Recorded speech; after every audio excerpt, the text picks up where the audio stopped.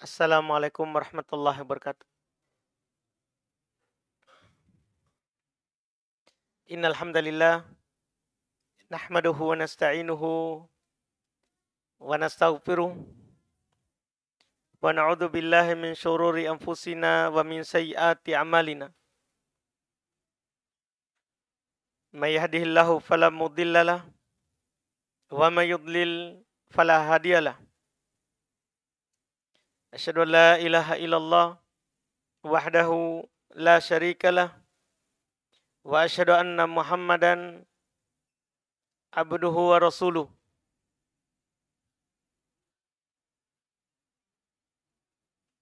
Sallallahu alaihi wa ala alihi wa ashabihi wa man tabi'ahum bi ihsan ila yaumiddin. Amma ba'd, kaum muslimin jamaah salat maghrib rahimani wa rahimakumullah. Alhamdulillah, pada malam hari ini kita masuk dalam pembahasan yang baru, kitab yang baru, yaitu kita pilih tulisan dari Syekh Muhammad bin Abdul Wahab terkait dengan kalimat tauhid, kalimat la ilaha illallah.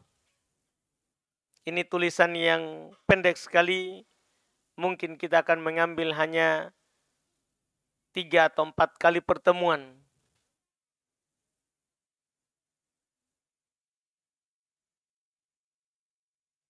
Yaitu beliau kasih judul tafsir kalimat tauhid, penjelasan tentang kalimat at-tauhid, ucapan kita la ilaha illallah. Apa maknanya? Ini tulisan sangat penting sekali kita tahu, karena pentingnya kita mengetahui la ilaha illallah. Karena kalimat ini, sebagaimana nanti yang beliau akan katakan, adalah kalimat yang membedakan kita dengan orang lain. Membedakan antara muslim dan kafir. Membedakan keislaman dan kekafiran. Bahkan membedakan muslim yang satu dengan muslim yang lain. Muslim yang sebenarnya atau muslim yang hanya menampakkan keislamannya. Dengannya juga kita bisa memahami inti daripada dakwah para nabi dan para rasul Allah Subhanahu wa taala.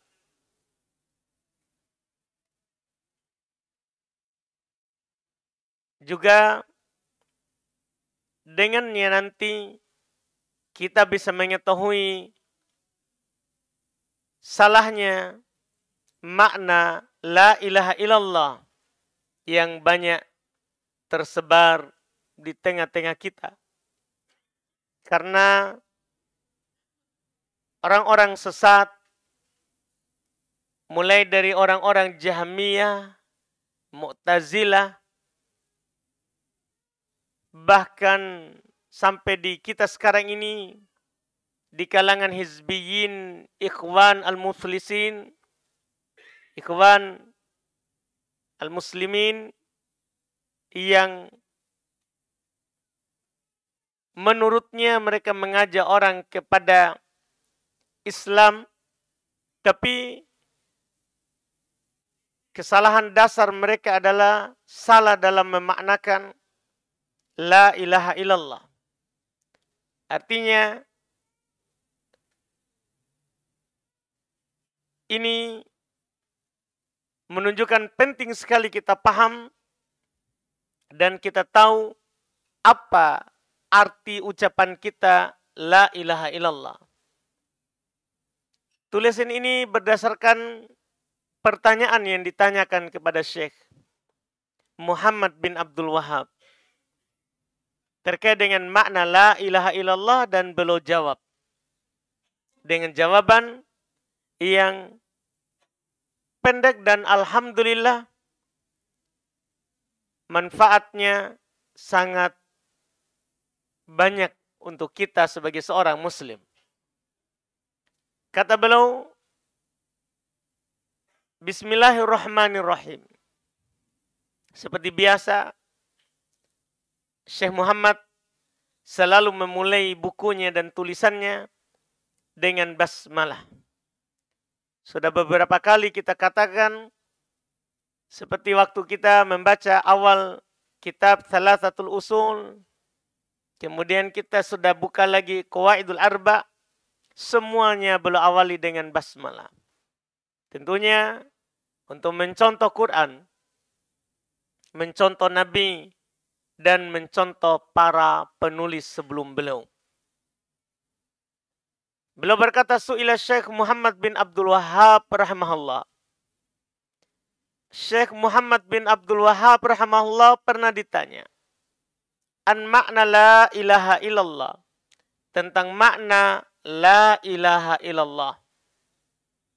Yang kalau kita ucapkan dengan benar, sesuai dengan makna dan kandungannya, maka kita akan beruntung dunia akhirat. Yang Nabi Shallallahu Alaihi Wasallam 10 tahun fokus menanamkan kalimat ini di penduduk Mekah. Di antara ucapan beliau, Qulu la ilaha illallah tuflihu. Katakan la ilaha illallah, maka kalian akan beruntung. Dan ini yang didakwakan oleh Nabi Shallallahu Alaihi Wasallam di fase dakwah Mekah. Bahkan sampai pindah ke Madinah masih juga menanamkan tentang la ilaha illallah sampai beliau wafat. Syekh Muhammad pernah ditanya tentang ini. Apa makna la ilaha illallah? Fa'ajaba biqaulih. Maka beliau jawab dengan ucapan beliau, I'lam rahimakallah. Seperti kebiasaan beliau rahimahullah, selalu mendoakan siapa saja yang bertanya. Kata beliau, I'lam rahimakallah. Ketahuilah semoga Allah merahmatimu.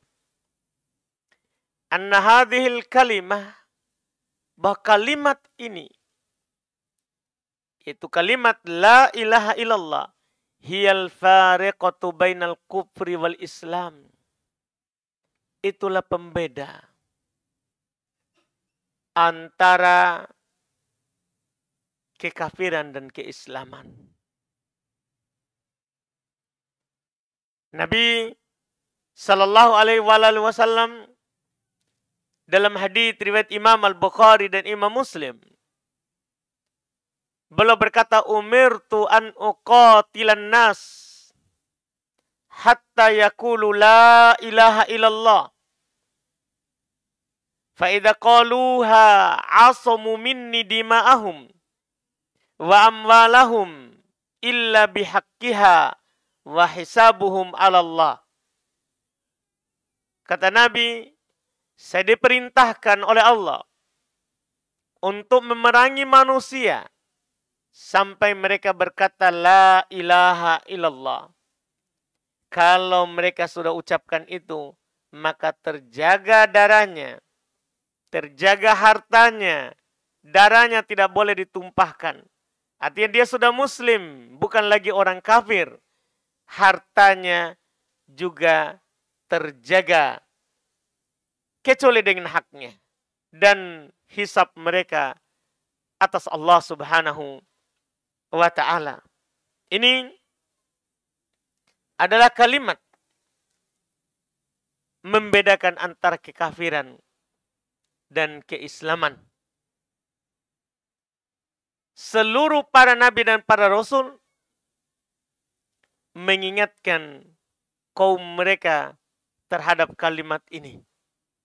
Karena inilah yang membedakan antara pengikut para nabi, orang-orang yang muslim, mukmin, dari orang-orang kafir yang tidak ikut para nabi dan para rasul. Allah telah berfirman, an andiru, memerintahkan para nabinya, bahwa untuk kalian beri peringatan, annahu la ilaha illa ana fattaqun, bahwasannya tidak ada ilah, tidak ada sembahan yang berhak disembah kecuali saya, maka bertakwalah kepadaku. Bahkan Allah Subhanahu wa taala tegaskan, wa ma arsalna min qablika min rasulin, tidaklah kami utus sebelum kamu seorang rasul pun, illa nuhi ilai, kecuali kami wahyukan kepadanya, annahu la ilaha illa ana fa'budun, bahwasannya tidak ada yang berhak disembah kecuali saya, kata Allah, maka beribadalah kepadaku. Juga Allah berfirman, walaqad ba'atna fi kulli ummatin rasula an i'budullaha wajtanibut tagut. Sungguh kami telah mengutus pada setiap umat seorang rasul, seruannya u'budullah, sembahlah Allah, wajtanibut tagut, dan jauhi yang namanya tagut. Kenapa semua fokusnya para nabi dan para rasul Allah terhadap kalimat ini? Karena itu tadi, dia ini pembeda antara keislaman dan kekafiran. Iya, pembeda antara keislaman dan kekafiran. Wahia kalimatut taqwa, dan inilah kalimat takwa. Seorang tidak dikatakan takwa kalau tidak bilang dan tidak katakan la ilaha illallah. Sesuai dengan maknanya yang diinginkan, yang nanti beliau akan tegaskan, bukan hanya sekedar ucapan lisan, tapi harus ada hati dan ada amalan yang lahir darinya. Nanti beliau akan tegaskan. Ini adalah kalimat takwa yang Allah Subhanahu wa taala jadikan orang-orang yang beriman berpegang dengannya. Allah berfirman, idja'ala alladhina kafaru fi qulubihimul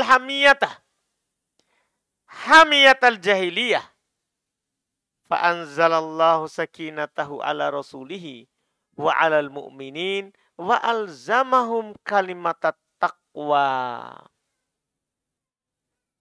Ketika dia menjadikan orang-orang kafir dalam hati mereka kesemangat, yaitu semangat jahiliyah.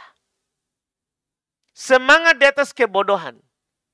Semangat di atas kejahilan. Fa'anzalallahu sakinata ala rasuli.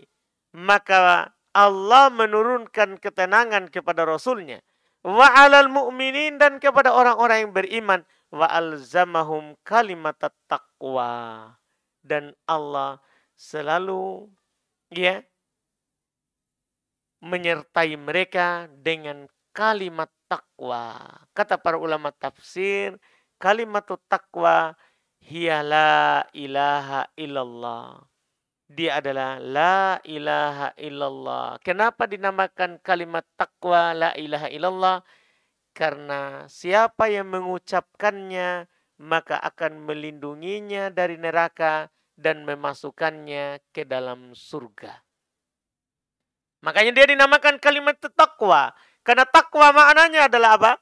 Al-wiqayah, penjaga. Penjaga. Allah Subhanahu wa taala menjadikan kalimat ini adalah sebagai penjaga kita dari api neraka. Haram neraka bagi orang yang memiliki kalimat la ilaha illallah. Dalam hadits riwayat Imam Al-Bukhari dan Imam Muslim, kata Nabi, fa innallaha harrama 'alan nar man qala la ilaha illallah.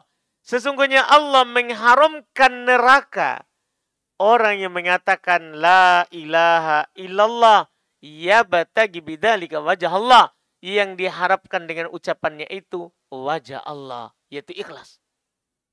Dia tidak ucapkan dalam bentuk ria, syirik. Tidak. Tapi dia mengharap dengan ucapan itu wajah Allah Subhanahu wa ta'ala. Iya. Dan bahkan Nabi Shallallahu Alaihi Wasallam beliau bersabda, la man qala la ilaha illallah dakhalal jannah. Siapa yang mengucapkan la ilaha illallah, maka pasti dia masuk surga. Pasti dia masuk surga. Ini yang menunjukkan bahwa ini kalimat adalah kalimat takwa yang melindungi pengucapnya dari yang namanya neraka dan memasukkannya ke dalam surga Allah Subhanahu wa ta'ala. Wahyal urwatul wuthqa, kata beliau. Dia adalah tali Allah yang sangat kuat. Kalau seorang berucap dengannya, maka dia akan terhubung kepada Allah Subhanahu wa ta'ala Rabbul Alamin, dan tidak ada yang bisa memisahkannya.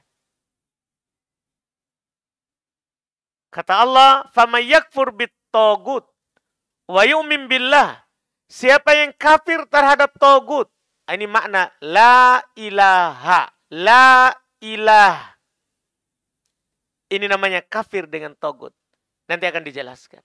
Karena makna la ilaha, tidak ada sama sekali Tuhan. Berarti dia kafir terhadap seluruh sembahan selain Allah. Wa yu'min billah, dan hanya beriman kepada Allah. Inilah lanjutannya. Illallah. Tidak ada ilah, tidak ada sembahan yang berhak disembah kecuali Allah. Ini kafir terhadap tagut dan beriman hanya kepada Allah. Faqad istamsaka bil urwatil wuthqa. Maka sungguh dia telah berpegang dengan al-urwah al-wuthqa, tali Allah yang sangat kuat. Lam fisomalaha, tidak ada sama sekali yang bisa memisahkannya. Ini kalimat yang sering kita ucapkan. Wahyallati ja'alaha Ibrahim baqiyatan fi akibih. Inilah kalimat yang Nabi Ibrahim jadikan sebagai kalimat yang selalu ada di keturunannya. Sampai kepada Nabi Muhammad sallallahu alaihi wasallam. La'allahum yarji'un. Kita sudah baca ayatnya di pembahasan kitab Thalathatul Usul. Bahwa Nabi Ibrahim berkata, innani bara'um mimma ta'budun illa alladhi fatarani. Sesungguhnya saya berlepas diri dari apa yang kalian sembah. Inilah makna la ilaha. Illa alladhi fatarani, kecuali yang menciptakan saya. Inilah makna illallah. Tidak ada yang berhak disembah kecuali Allah. Wa ja'alaha kalimatan baqiyatan fi akibih. Dan Nabi Ibrahim menjadikan itu kalimat yang selalu tetap diwasiatkan kepada keturunannya. La'allahum yarji'un, agar supaya mereka selalu kembali kepadanya. Yaitu selalu kembali kepada kalimat la ilaha illallah. Tapi beliau katakan, walaisal muradu qaulaha bil lisan ma'al jahal bima'naha. Bukan yang diinginkan dengannya mengucapkannya dengan lisan, sekedar bilang la ilaha illallah, la ilaha illallah ma'al jahal bima'naha. Bersamaan dengan itu kita bodoh, kita tidak tahu apa artinya. Bukan itu. Iya. Tidak akan berguna ucapan ini kecuali setelah kita ilmui. Kapan hanya kita ucapkan tanpa kita tahu artinya, tanpa kita tahu maknanya, maka tidak akan berguna di dunia, apalagi di akhirat. Apalagi di akhirat. Harus diketahui maknanya, kandungannya. Makna dan kandungannya. Bahkan para ulama rahimahumullah, mereka menyebutkan ada 8 syarat baru akan berguna ucapan la ilaha illallah. Di antara ulama kita ada yang mengumpulkan dalam satu bait syair, ilmun yakinun wa ikhlasun wa sidqu kama mahabbatin wa qiyadin wal qabulu laha wa zida thaminuhal kufranu minka bima siwal ilahi minal asya'i qad uliha. Ilmun, harus kamu ilmui. Itu syarat pertama. Karena di Quran jelas. Fa'lam annahu la ilaha illahu. Ilmuilah bahwasannya tidak ada yang berhak disembah kecuali Dia. Diperintahkan ilmui dulu. Wajib kita ilmui. Yakinun. Itu syarat kedua. Harus kita yakini. Nanti akan disinggung sedikit tentang orang musyrik. Orang munafik. Dia ucapkan la ilaha illallah tanpa ada keyakinan.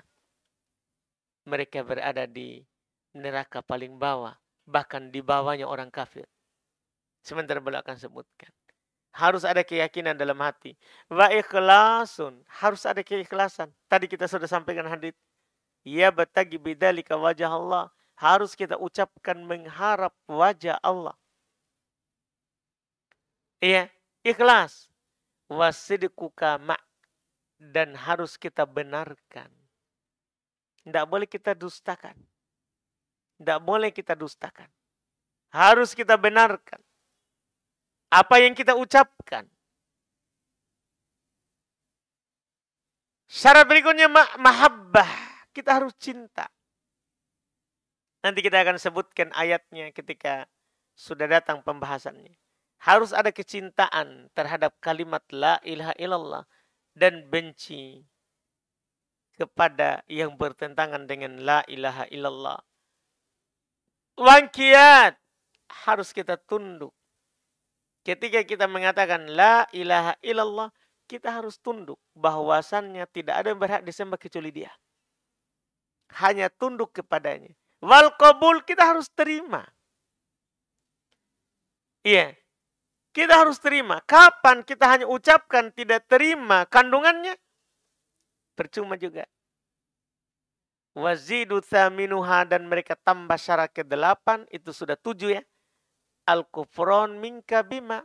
Harus kamu kafir terhadap apa yang disembah selain Allah. Karena percuma juga mengucapkan la ilaha illallah. Tahu arti, yakin, ikhlas, benarkan, cinta, tunduk, menerima. 7 syarat. Tapi tidak kafir terhadap sembahan selain Allah. Tidak ingkar terhadap kuburan yang disembah selain Allah. Pohon yang disembah selain Allah. Percuma juga. Batal keislaman kita.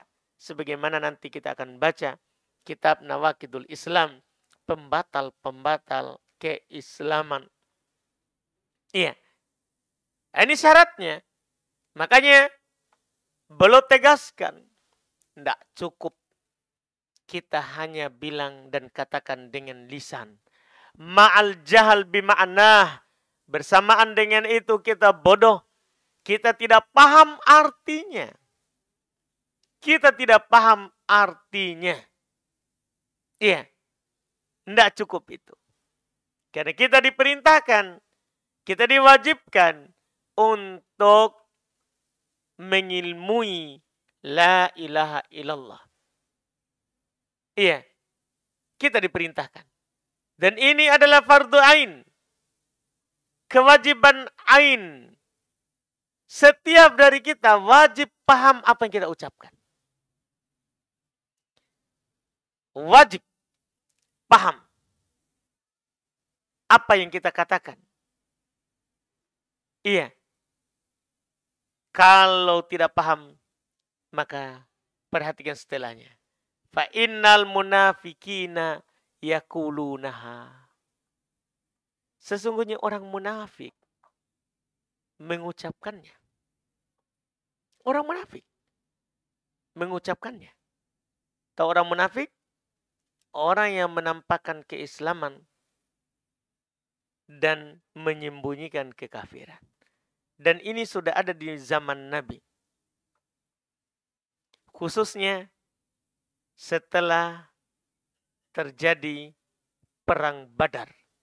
Perang yang paling berpengaruh dalam Islam. Iya. Ini perang yang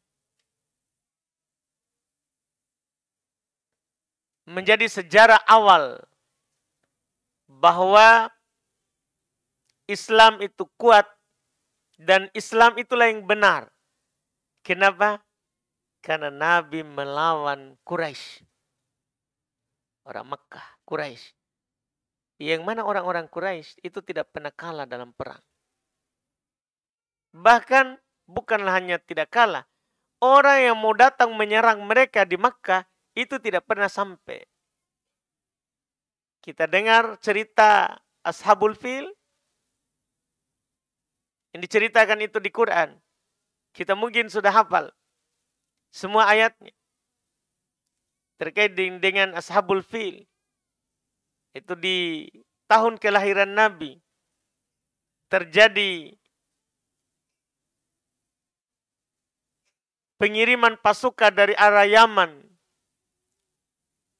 oleh negeri Habasyah, orang Nasoro. Disebabkan karena penduduk Makkah juga. Jadi orang Nasoro yang menguasai Yaman, orang kafir ahlu kitab yang menguasai Yaman, waktu itu membuat bangunan tandingan Ka'bah di Yaman. Di kota Son'ah. Karena jengkel, penduduk Mekah, salah seorang dari mereka, dia pergi ke Yaman. Dia buang air besar dan dia lumuri temboknya. Ini mengingkari kemungkaran, melahirkan kemungkaran yang lebih besar. Iya. Akhirnya marahlah mereka dan mereka mengirim pasukan bergajah. Tapi tidak sampai. Iya. Tidaklah mereka maju mau masuk ke arah tanah haram kecuali mereka dilempari tarmihim bihijaratin min sijin. Mereka dilempar dengan batu yang panas, yang mana katanya dalam sejarah kalau kena itu menghancurkan seluruh apapun yang mengenainya. Akhirnya mereka mundur. Mereka mundur. Dari situlah penduduk di sekitar Mekah itu punya keyakinan bahwa mereka ini tidak ada yang bisa mengalahkannya. Dan mereka menanti Nabi kita Muhammad SAW. Kalau ini Muhammad kalahkan Quraisy, dia benar. Iya. Dan terjadilah perang yang tidak disengaja. Perang Badar yang pertama. Sebenarnya karena kaum muslimin ini sudah Nabi hijrah ke Madinah. Karena orang musyrikin membolehkan orang muslim keluar dari Makkah dengan syarat tidak bawa apapun. Maka Nabi SAW membalas mereka dengan menghadang kafilah dagang yang dari negeri Syam yang mau kembali ke Makkah. Mereka keluar karena namanya mau menghadang kafilah dagang dan mau mengambil barangnya. Mereka keluar sedikit. Iya. Hanya 200 lebih sahabat dari kalangan muhajirin dan ansor. Ada yang mengatakan 214 orang. Ada juga yang mengatakan 213.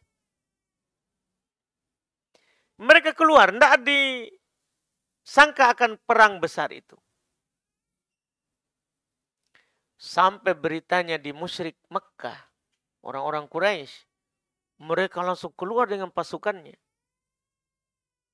Tidak tanggung-tanggung, mereka keluar sekitar 1.000 pasukan. 1.000 pasukan. Dan kaum muslimin menang itu pada intinya. Maka orang-orang sekitar Madinah mulai muncul rasa takut dari orang kafir. Kalau kita tidak masuk Islam, dia akan memerangi kita. Karena memang Nabi diperintahkan untuk perangi orang sampai mereka bersyahadat. Mengucapkan la ilaha illallah. Maka mereka melakukan hiyal, tipu daya. Mereka menipu Allah dan Rasulnya serta orang-orang yang beriman. Allah katakan di Quran, yukhadi'un Allah. Mereka menipu Allah. Walladzina amanu. Dan orang-orang yang beriman. Wa ma yakhda'una illa anfusahum wa ma yash'urun. Dan sebenarnya mereka tidaklah menipu kecuali diri mereka sendiri. Tapi mereka tidak sadar itu. Karena Allah tahu. Akhirnya mereka datang kepada Rasulullah. Menampakkan keislaman. Kata Allah, idza ja'akal munafiquna qalu nashhadu innaka la rasuluh. Ketika datang kepada kamu orang-orang munafik, mereka berkata, kami bersaksi engkau adalah rasulnya. Wallahu ya'lamu innaka la rasuluh. Allah tahu kalau engkau itu rasulnya. Wallahu yashhadu innal munafiqina lakadzibun. Mereka Allah mempersaksikan bahwa orang-orang munafik dusta. Ittakhadu aymanahum junnah. Mereka menjadikan sumpah-sumpah mereka sebagai tameng pelindung mereka dari Nabi. Iya. Lihat orang munafik. Mereka berucap la ilaha illallah. Wahum tahtal kuffar. Di mana mereka? Mereka di bawahnya orang kafir di hari kiamat. Di bawah neraka. Innal munafiqina fid darkil asfali minan nar. Sesungguhnya orang-orang munafik berada di dalam tingkatan paling bawah. Dark, tingkatan ke bawah. Tingkatan ke atas, darajah. Jadi kalau tingkatan ke atas namanya darajah. Tingkatan ke bawah, darokah. Darajah, darokah. Beda huruf, satu huruf. Tingkat ke atas namanya darajah. Jadi kalau dibilang darajah berarti tingkat ke atas. Kalau tingkat ke bawah, darokah. Huruf jim diganti menjadi kaf. Mereka orang munafik. Fiddarki. Berada di dark. Tingkatan. Al-asfal. Paling bawah. Minan nar. Dari api neraka. Apakah mereka tidak ucapkan la ilaha illallah? Mereka berucap. Tapi apa masalahnya? Tidak masuk di hati. Yang dia ucapkan tidak masuk di hati. Inilah yang beliau katakan tadi. Tidak cukup kamu berucap dengan lisan dan kamu tidak tahu artinya. Artinya tidak masuk ke dalam hatimu. Iya. Padahal kata beliau, mereka berada di posisi paling bawah dari tingkatan neraka. Ma'akaunihim yusallun. Padahal mereka sholat. Itu yang kita takutkan terhadap diri kita ini. Jangan tertipu kalau kita rajin sholat. Tapi kita tidak tahu la ilaha illallah. Ini orang munafik. Mereka sholat. Di tingkatan paling bawah dari neraka. Wa yatasaddaqun. Bahkan mereka bersedekah. Karena kalau orang-orang sahabat bersedekah, mereka juga bersedekah. Karena kalau tidak, nanti ditahu kalau dia munafik. Mereka juga bersedekah. Tapi apakah sedekah? Salatnya berguna? Tidak ada sama sekali gunanya. Kenapa? Karena tidak terpenuhi syarat dari amalan, yaitu harus di atas Islam. Harus mengucapkan la ilaha illallah dengan diyakini artinya dan beramal di atas keharusannya. Makanya beliau tegaskan walakin, akan tetapi al-muradu yang diinginkan dengannya qauluha ma'a ma'rifatiha bil qalbi, mengucapkannya bersamaan dengan itu kita harus yakin dengan hati kita apa yang kita ucapkan. Ketika kita katakan la ilaha illallah, tidak ada yang berhak disembah kecuali Allah, itu kita ucapkan. Kita yakini dalam hati bahwa tidak ada yang berhak disembah kecuali Dia semata. Yang lainnya batil. Allah telah berfirman, "Dzalika bi annallaha huwal haqqu." Demikian itu karena sesungguhnya Allah lah yang hak. Wa anna ma yad'una min dunihi huwal batil. Bahwasannya apa yang mereka seru selain Allah itu batil. Harus kita yakini itu. Ketika kita katakan la ilaha illallah, tidak ada yang berhak disembah kecuali Allah. Itu kita ucapkan, kita yakini di hati. Kalau ada orang yang menyembah selain Allah, batil itu. Yang hak hanya Allah. Itu harus dipahami. Ini harus diyakini dengan hati. Wa mahabbatiha. Dan harus kita mencintai. Wa mahabbatiha wa mahabbati ahliha. Dan mencintai orangnya. Orang mengucapkan la ilaha illallah dengan ikhlas, kita harus cinta. Wa bughd man khalafaha wa mu'adatiha. Dan membenci orang yang memusuhinya dan menyelisihinya. Harus. Tidak boleh tidak. Iya. Kita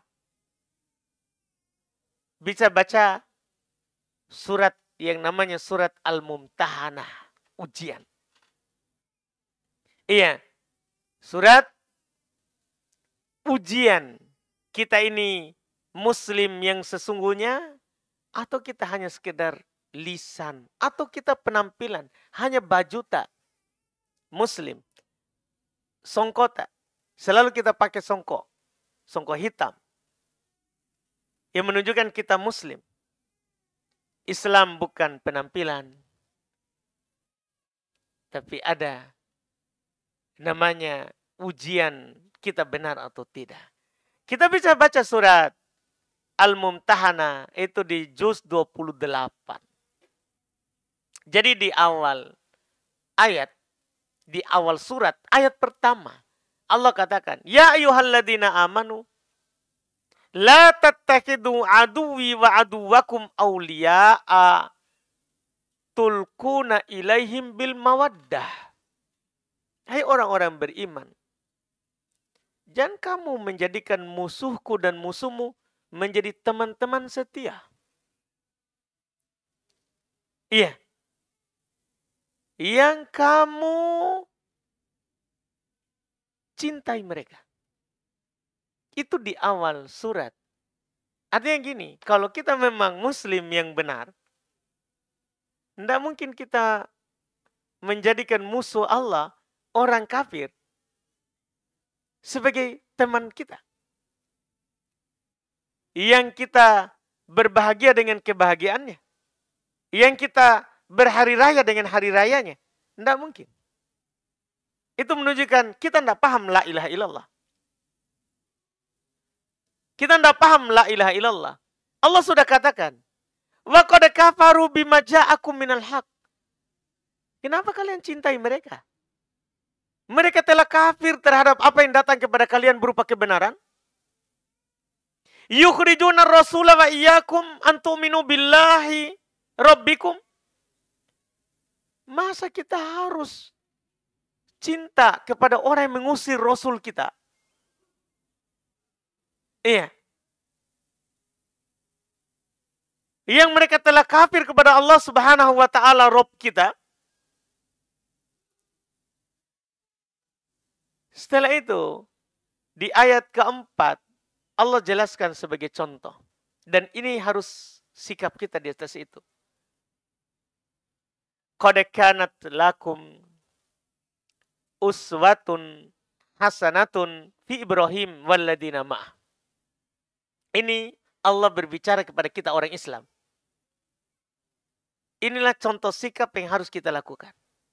Kalau kita Muslim, kalau kita benar la ilaha illallahnya.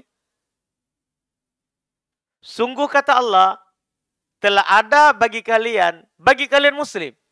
Telah ada bagi kalian Muslim. Uswatun hasanah. Suri toladan yang terbaik. Fi Ibrahim walladina amanu walladina ma'ah. Pada Ibrahim dan orang yang bersamanya. Dari orang pengikut Nabi Ibrahim. Kita ini kan diperintahkan mengikuti Nabi Ibrahim. Telah ada contoh pada dia. Dan orang yang bersamanya. Apa itu? Itqalu liqaumihim. Ketika mereka berkata kepada kaumnya yang menyembah patung. Bahkan Ibrahim berkata kepada bapaknya Azar yang membuat patung. Itqalu liqaumihim. Ketika mereka berkata kepada kaum mereka, inna bura'a'u minkum. Ini juga yang harus kita katakan. Sungguh kami berlepas diri daripada kalian. Bukan kita pergi menyayanginya. Mengatakan kita harus bertoleransi. Membenarkan agamanya. Nah, masalah agama lain. Harus kita katakan begini. Inna bura'a'u minkum. Kami berlepas diri dari kalian. Ini yang belum katakan tadi. Berlepas diri dari orangnya. Iya. Dan yang dia sembah. Lanjutannya. Wa ma ta'buduna wa mimma ta'buduna min dunillah. Dan dari apa yang kalian sembah selain Allah. Jadi tidak cukup orangnya. Tidak cukup juga hanya berlepas diri kepada patung. Tapi kita tidak berlepas diri kepada orangnya. Harus dua-duanya.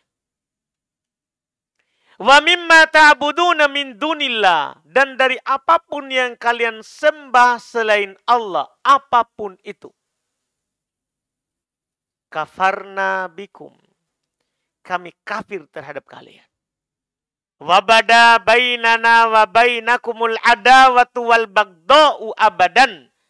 Dan telah jelas, ini harus kita katakan, telah jelas antara kami dan kalian permusuhan dan kebencian selama-lamanya. Sampai kapan? Hatta tu'minu billahi wahdah. Sampai kalian beriman kepada Allah saja. Begitu. Ini contoh.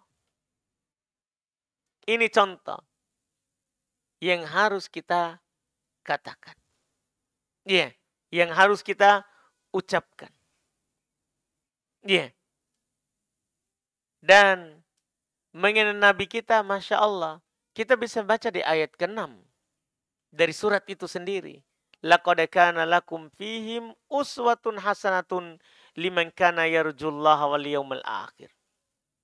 Sungguh telah ada pada mereka contoh terbaik bagi orang yang mengharap berjumpa dengan Allah dan hari kiamat. Iya. Harus kita mencontoh mereka, Nabi dan para sahabat. Mereka berlepas diri dari musyrik. Mereka rela disiksa, dibunuh, bahkan diambil hartanya. Untuk apa? Untuk kalimat la ilaha illallah. Kita harus contoh mereka kalau memang kita berharap berjumpa dengan Allah Subhanahu wa taala dan hati-hati berpaling dari hal itu. Allah ancam, "Wa man yatawalla fa innallaha huwal ghaniyul hamid." Siapa yang berpaling, maka Allah Maha kaya lagi maha terpuji. Allah tidak butuh kita. Kitalah yang butuh kepada agamanya Allah ini. Allah tidak butuh kita. Allah tidak butuh harta kita. Allah tidak butuh apapun dari kita. Allah maha cukup, maha kaya. Allahus somade. Allah as-somad. Yang tidak butuh kepada apapun, siapapun. Tapi segala sesuatu apapun butuh kepadanya. Karena Allah as-somad tidak butuh kepada sesuatu apapun, maka lam yalide. Allah tidak punya anak. Karena orang punya anak, butuh kepadanya. Kita mengharapkan kita punya anak, karena kita butuh kepada anak. Butuh bantuannya. Butuh manfaatnya setelah kita meninggal. Ada yang mendoakan kita. Kita, karena kita orang butuh. Allah as-somad. Allah tidak butuh kepada apapun. Makanya Allah tidak punya anak. Makanya kalau ada orang mengatakan Allah punya anak, wajib kita berlepas diri darinya. Wajib. Tidak boleh tidak. Ya, wajib kita berlepas diri dari orang-orang Yahudi yang mengatakan Uzair anaknya Allah. Wajib kita berlepas diri dari orang Nasoro yang mengatakan Isa anak Tuhan. Wajib kita berlepas diri dari orang-orang musyrikin yang mengatakan malaikat adalah anak perempuannya Allah. Wajib kita itu. Harus kita katakan kafarna bikum. Kami kafir terhadap kalian. Iya, kami kafir. Ingkar terhadap kalian. Ini baru berguna. La ilaha illallah kita. Kama qalan nabiyu, belum berkata. Sebagaimana yang dikatakan oleh Nabi sallallahu alaihi wasallam, man qala la ilaha illallah mukhlishon. Syarat. Siapa yang berkata, berucap la ilaha illallah, ikhlas dari hatinya. Fi riwayatin, dalam riwayat, khalisan min qalbi, disebutkan ikhlas dari dalam hatinya, bukan ucapan lisan. Harus ucapan lisan dan ada hati. Wa fi riwayatin, dalam riwayat dikatakan sodiqon min qalbi, jujur dia berucap memang dari dalam hatinya. Sekali lagi, pakai hati. Bukan hanya sekadar la ilaha illallah sambil goyang kepala lagi. Iya. Sampai seperti dikatakan orang gila, bukan itu. Ada hadits memang. Udkurullaha hatta yuqal ka'annaka majnun. Berzikirlah kepada Allah sampai dikatakan kamu itu orang gila. Makanya mereka amalkan hadits itu. Kenapa mereka sampai goyang begitu, sampai dikatakan ini gila ini orang? Karena hadis palsu itu. Hadis palsu dia pakai. Ya, hanya ucapkan dengan lisan, tidak pakai hati. Nabi berkata, la man qala la ilaha illallah. Siapa yang berucap la ilaha illallah mukhlishon, dalam keadaan ikhlas, hadir hatinya. Khalisan min qalbi, ikhlas dari dalam hatinya. Dalam riwayat sadiqon min qalbi, jujur dari dalam hatinya. Wa fi haditsin akhar, dalam hadits yang lain, qala, kata Nabi, man qala la ilaha illallah wa kafara bima yu'badu min dunillah. Syaratnya, siapa yang berucap la ilaha illallah dan kafir terhadap apa yang disembah selain Allah. Tidak cukup kita ngomong, ucapkan la ilaha illallah, tapi setelah itu kita pergi sembah kubur. Iya, kita pergi kepada tempat yang dikeramatkan. Tidak cukup. Kita la ilaha illallah tapi haji di bawah karain. Benar itu ucapan tak? Iya. Kan tidak mungkin. Nabi bilang begitu. Man qala la ilaha illallah. Siapa yang berucap la ilaha illallah. Tidak sampai situ. Wa kafara bima yu'badu min dunillah. Dan kafir terhadap apa yang disembah selain Allah. Itu maknanya. Ila ghairi dzalika minal ahadits, kata beliau, dan selain dari itu dari hadits-hadits adalah yang menunjukkan ala jahalati aktsarin nas bihadis syahadah, yang menunjukkan bodohnya kebanyakan orang dari ucapan ini. Banyak orang bilang la ilaha illallah tidak tahu artinya. Tidak tahu kandungannya. Ini Iya, adalah hal-hal yang menunjukkan salahnya mereka dan tidak ada gunanya mereka.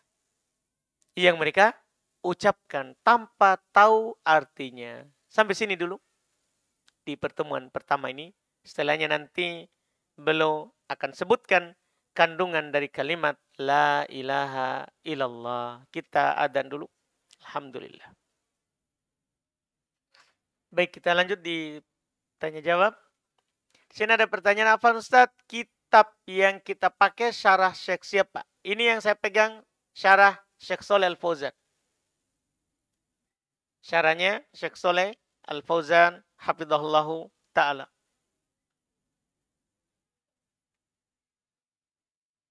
Bagaimana cara seorang menjaga niatnya agar selalu ikhlas? Yaitu yang pertama, dia selalu menghadirkan Allah Subhanahu wa taala dalam setiap amalannya. Itu yang paling inti, paling pokok. Ya, seperti yang diisyaratkan oleh Nabi SAW, anta'budallaha ka'annaka tarahu fa illam takun tarahu fa innaka yara, fa innahu yarak. Kamu beribadah kepada Allah seakan-akan kamu melihat Allah, atau kalau tidak kamu yakin Allah melihatmu. Allah melihat apapun yang kamu lakukan. Dengan keyakinan Allah selalu mengawasi kita, maka insya Allah itu akan mendorong kita ikhlas. Itu akan mendorong kita untuk ikhlas. Kemudian yang kedua, dengan membaca balasan-balasan dari amalan yang mau kita kerjakan. Bukan karena berniat untuk balasan itu, tapi dengan membaca balasan yang dijanjikan, itu mendorong kita untuk ikhlas kepada Allah. Untuk ikhlas kepada Allah. Kalaupun tidak ada yang kita tahu, maka kita yakini itu perintah Allah. Kalau itu diperintahkan oleh Allah, maka yakinlah pasti baik. Dunia, akhirat. Kalau ada yang tidak baiknya, maka yakinilah yang baiknya lebih besar daripada yang tidak baiknya. Itu yang harus kita pahami. Yang ketiga, kita minta pertolongan kepada Allah supaya selalu ikhlas. Supaya selalu ikhlas. Karena harus kita minta kepada Allah untuk hal tersebut. Iya, karena kita ini tidak mampu berdiri sendiri. Makanya kata Nabi, idza sta'anta fasta'in billah. Kalau kamu minta pertolongan, mintalah pertolongan kepada Allah. Dan kalaupun kamu semangat, tetap minta pertolongan kepada Allah. Kata Nabi, ihris ala ma yanfa'uk wasta'in billah. Tidak lupa dikatakan itu. Semangat kamu di atas apa yang bermanfaat untukmu, tapi mintalah pertolongan kepada Allah. Karena kita tidak mampu melakukan apapun kecuali dari pertolongan Allah Subhanahu wa taala. Itu wallahu alam. Apa Ustaz, apa hukumnya bermakmum di belakang imam yang merokok? Sah. Dia berdosa karena merokok. Tapi kalau kita bermakmum di belakangnya, sah solat kita. Sah solat kita.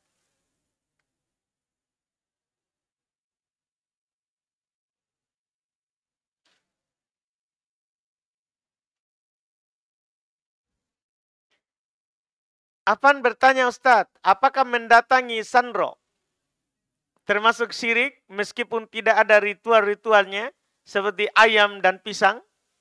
Dan bagaimana ikhtiarnya Ustadz yang menyembuhkan orang yang untuk menyembuhkan orang yang sering kerasukan jin atau setan? Iya, jadi kita ke sana untuk menyembuhkan orang yang kerasukan jin. Itu menunjukkan dia punya ritual khusus. Iya, dia punya ritual khusus. Iya, ini tentunya kalau itu adalah tukang sihir atau dukun atau paranormal orang pintar, maka kita muslim haram mendatanginya. Karena Nabi SAW bersabda, man ata'arrafan au kahinan lam tuqballahu salatun arba'ina laila. Siapa yang mendatangi orang pintar, dukun dan semisalnya, atau tukang sihir, Tidak akan diterima sholatnya 40 malam. Itu baru datang. Kalau bertanya dan dia benarkan, itu lebih daripada tidak diterima sholatnya. Kata Nabi, man ata'arrafan au kahinan fasa'alahu an syai' fasaddaqahu bima yaqul faqad kafara bima unzila ala Muhammadin. Siapa yang mendatangi orang pintar, dukun, tukang sihir, dia bertanya kepadanya tentang sesuatu, kemudian dia benarkan. Dia datang bertanya. Datang ke sana, dia tanya, ada sapiku hilang. Tukang sihirnya pintar. Di mana? Kenapa dia bertanya begitu? Pasti dia bertanya begitu. Tidak ada itu orang pintar yang kita datang ke sana mencari barang hilang, langsung dia bilang, barangmu di sana. Tidak mungkin. Dia pasti bertanya, di mana terakhir? Kenapa? Karena dia pakai jin. Nanti jinnya telepon jinnya. Oi, kau ada di situ waktu itu? Dia berhubungan antar jinnya. Dia melayani. Akhirnya jin yang sana, iya saya lihat ada orang ini, baju ini yang ambil. Di sini kasih tahu, dia bisikan ke telinga dukunnya. Oh ada yang ambil. Itu kerjanya dia, itu harus antum paham itu. Nih, ada yang ambil orang ini. Akhirnya dukunnya bilang, orang ini yang telah ambil, cari kau di sana. Wah dia benarkan. Oh benar tahu. Padahal kerjasama antara jin. Tapi dibenarkan. Makanya kata Nabi, kan ini membenarkan jin. Membenarkan jin. Siapa yang seperti itu, dia datang bertanya membenarkannya, maka telah kafir terhadap apa yang datang turun kepada Muhammad. Kafir hukumnya. Nanti kita akan bahas di kitab Nawaqidul Islam, pembatal keislaman, mendatangi tukang sihir, paranormal, dan semisalnya. Kalau itu yang diinginkan dengan ini, Sandro ini, tidak boleh. Kita datang kepadanya. Iya. Walaupun tidak ada ritual, tidak ada itu syarat bawa tukang sihir. Kalau kita bawa pisang, ayam hitam, baru kita kafir. Tidak. Kita ke sana saja tanpa bawa apapun. Bertanya kepadanya dan kita benarkan. Kafir kita. Na'udzubillah. Iya. Tidak harus sembahan. Kemudian dan bagaimana ikhtiarnya Ustadz? Tentunya kalau itu terkait dengan jin, maka ruqyah. Ruqyah dibacakan kepadanya Al-Quran. Ya, dibacakan kepadanya Al-Quran. Kalau itu dari jin atau setan. Dibacakan kepadanya Al-Quran. Ya, wallahualam.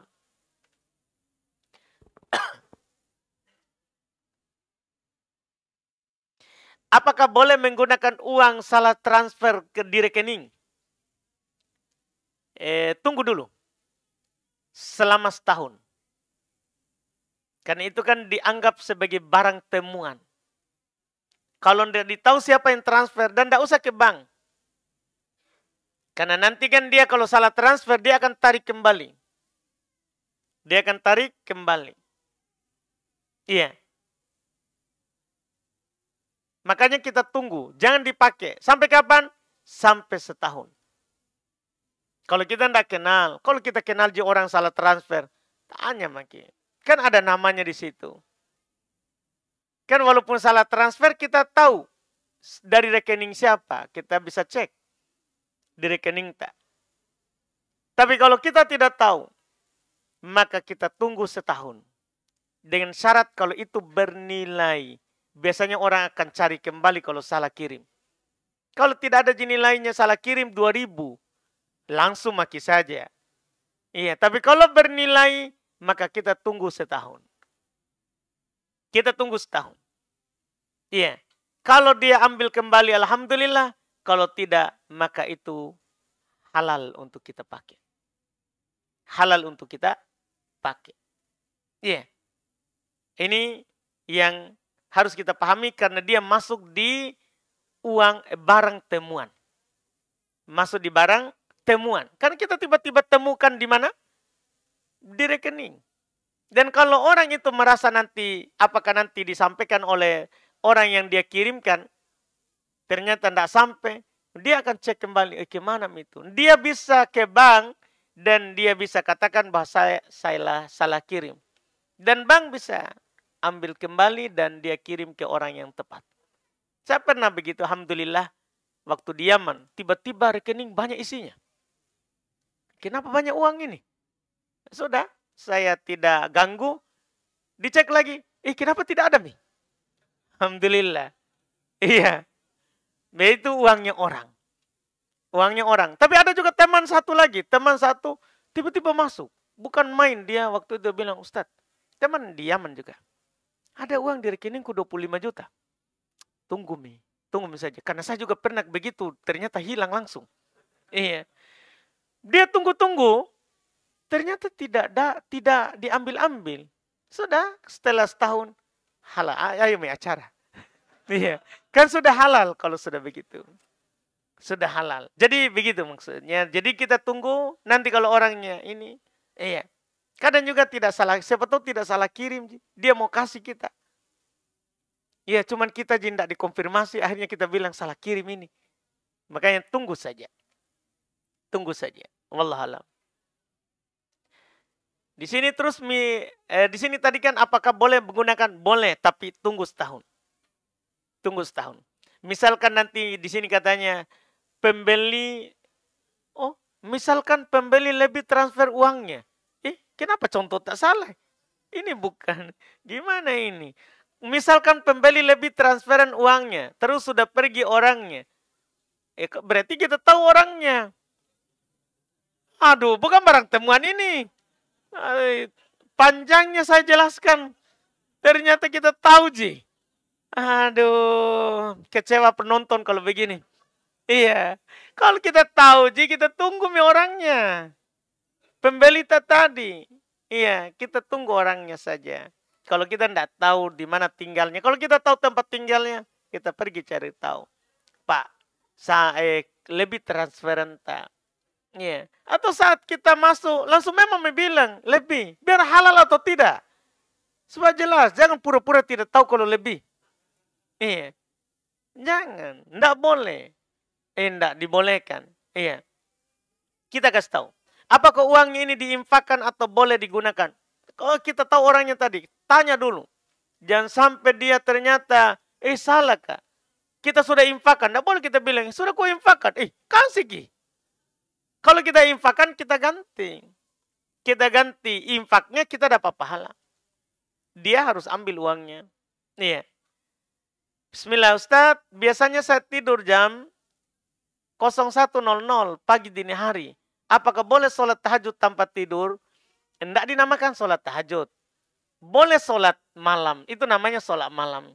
Karena sholat tahajud itu adalah sholat malam yang dikerjakan setelah bangun tidur. Namanya saja itu.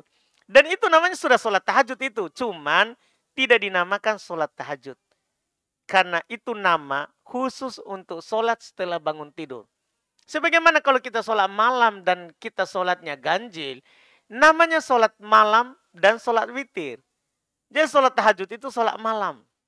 Tapi karena setelah bangun tidur, namanya lah tahajud. Karena ganjil, namanya lah witir. Begitu. Jadi jangan anggap sholat witir itu lain, sholat tahajud itu lain, sholat malam itu lain, sholat tarawih itulah sholat malam. Cuman karena dilakukan dengan istirahat-istirahat, namanya tarawih. Jadi itu nama dari pelaksanaannya. Hakikatnya sama saja. Itu sholat yang sama. Itu adalah sholat yang sama.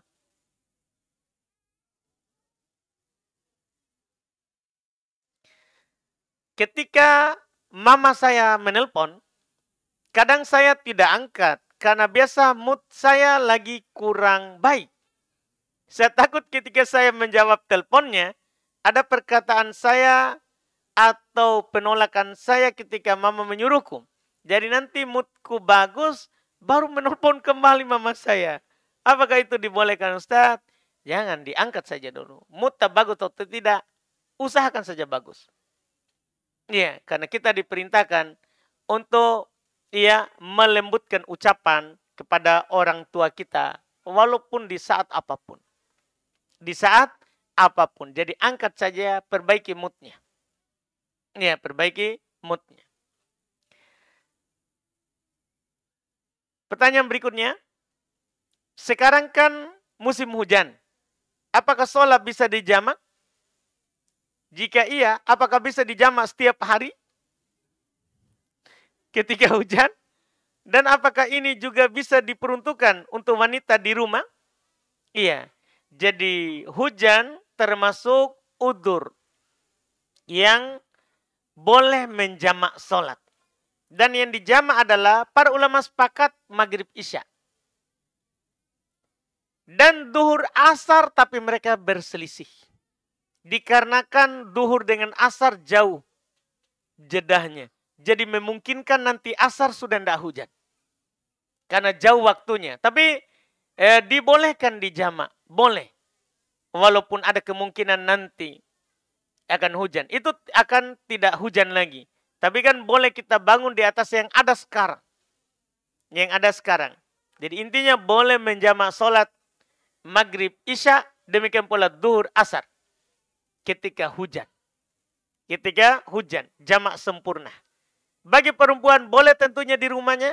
Dan bagi laki-laki boleh ketika berjamaah. Jadi misalnya dia hujan, sholat maghrib, boleh langsung setelahnya isya. 4 rakaat. Isya 4 rakaat. Boleh. Iya, karena sekali lagi hujan termasuk hal yang disepakati membolehkan seorang itu sholat jamak sempurna. Bukan jamak qasar ya, karena itu khusus safar.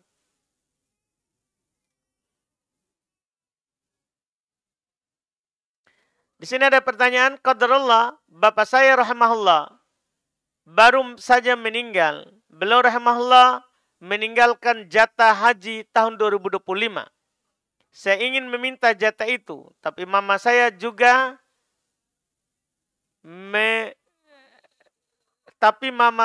mengiyakannya.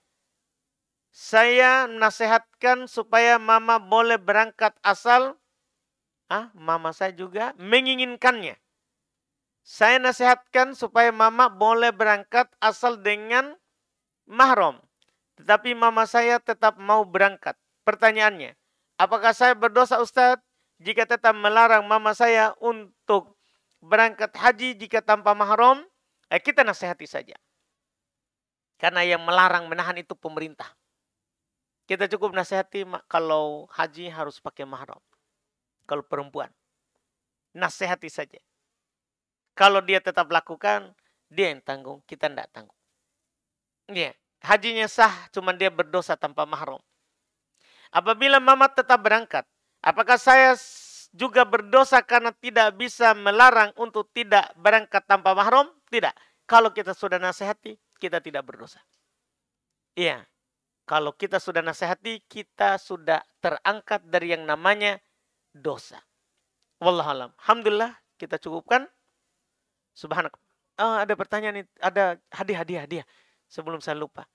Siapa yang pernah saya janji hadiah? Kita. Afwan atas keterlambatan. Masya Allah. Siapa satu lagi? Kita.